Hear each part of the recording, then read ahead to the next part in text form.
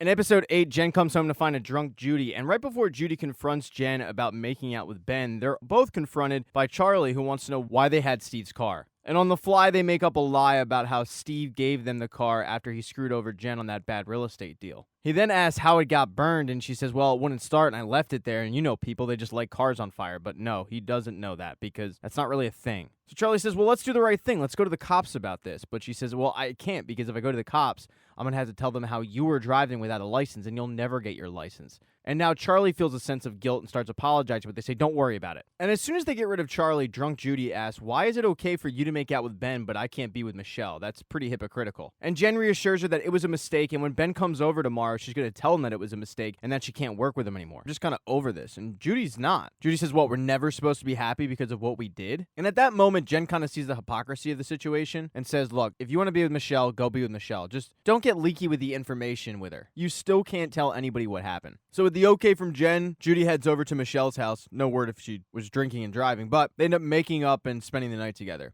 The next day, Ben shows up with flowers at Jen's doorstep, but the flowers are actually from Ben's mother because she really appreciated the fact that Jen planned that entire vigil for Steve. Jen says, thank you, but I really feel like we should talk about last night. But Ben has no recollection of last night because he was so blackout drunk. And he really regrets it because he was a year sober the previous week. So Ben asks, did I do anything stupid? And Jen decides it's best to just not say anything and say, no, you didn't. Never mind. But Ben is no longer thinking of renting a property. He's thinking of buying one. And coincidentally, his mother is looking to scale down. And it's because of Steve, but it's a long story. But they want Jen to sell the house because they want somebody that Ben's mom feels comfortable with. And she feels comfortable with Jen. And initially, Jen doesn't want to do it until she finds out it's a $10 to $15 million house. And Ben says, if anybody deserves that commission, it would be you. And it's hard to say no to that commission, so Jen agrees to look at it. So Jen heads over to the Woods estate, and it is a mansion. And once again, their mom thanks Jen for all she did, saying it meant everything. And when Steve comes home, I'll make sure that he thanks you himself. She then lets Ben give Jen a tour of the house. And while doing so, Jen notices a picture of Ben and Steve when they were kids at the beach, but Ben is wearing a turtleneck. And he says, yeah, it's because I had all those scars from the surgeries,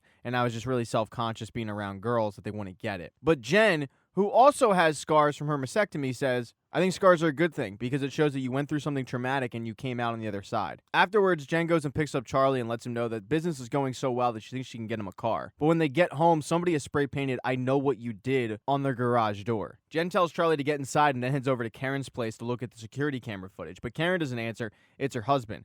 And her husband lets her know that Karen and him are splitting up, but she doesn't want to hear any of that. She just wants to see the security camera footage and to see who did it. And after she sees who did it, she asks, hey, can you delete this along with like the last month off the cloud? And he agrees and she goes back home where she approaches Charlie asking, what did you do to Parker where she would spray paint that on our garage door? And Charlie goes on to explain that it's not a big deal. He just met somebody else. But she says it is a big deal. I mean, when you love somebody and they just leave you like that, it's hurtful. And she then orders Charlie to go clean it up with paint from the garage.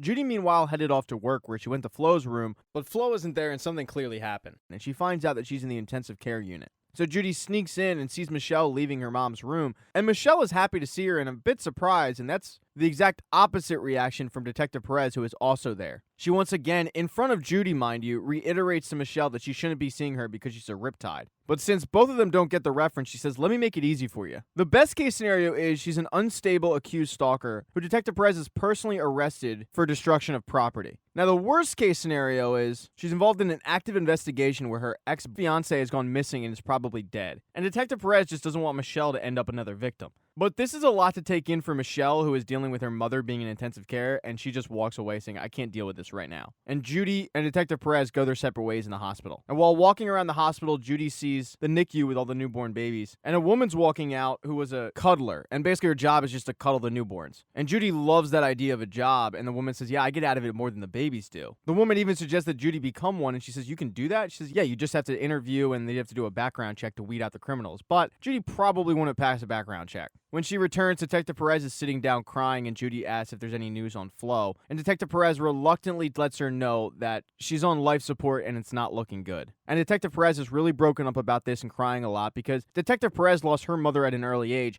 and Flo has really been that mother that she hasn't had. Judy, looking to make Detective Perez feel better, tells her how she lost her mother a while ago too. She then offers to give Detective Perez a hug, but Detective Perez doesn't want that. So Judy does the next best thing and grabs her a box of tissues. But Judy's mom is not dead, and that night she tries to get a hold of her, but she's unsuccessful. And while Judy is trying to get in touch with her mom, Jen gets a visit from Ben, who says, "I'm sick of lying. I'm sick of acting like I don't remember what happened last night, and I only did it because I was drunk. I did it because I wanted to for a while," and the two end up hooking up and spending the night together. Now, Charlie did end up cleaning up the spray paint from the garage, but when he comes back into the garage, he notices the gas can. And then he goes into his book bag where he took a toiletry bag from Steve's car that had a phone and a flash drive on it, and he opens the phone and calls the last number in it, and it ends up being the Laguna chief of police on the other end. And the chief, of course, thinks it's Steve calling, but Charlie just hangs up. Now, the chief of police has put Nick on the tip line, and Nick's having an issue because it's kind of hard to handle a tip line when the missing suspect's twin is walking around town. But the chief is very adamant that they need to find whoever did this to Steve because Steve is a good guy. And Nick says he's so good that he was being investigated by the FBI. But the chief has it convinced in his head that that was just Judy Hale trying to get revenge. But Nick doesn't buy that an art teacher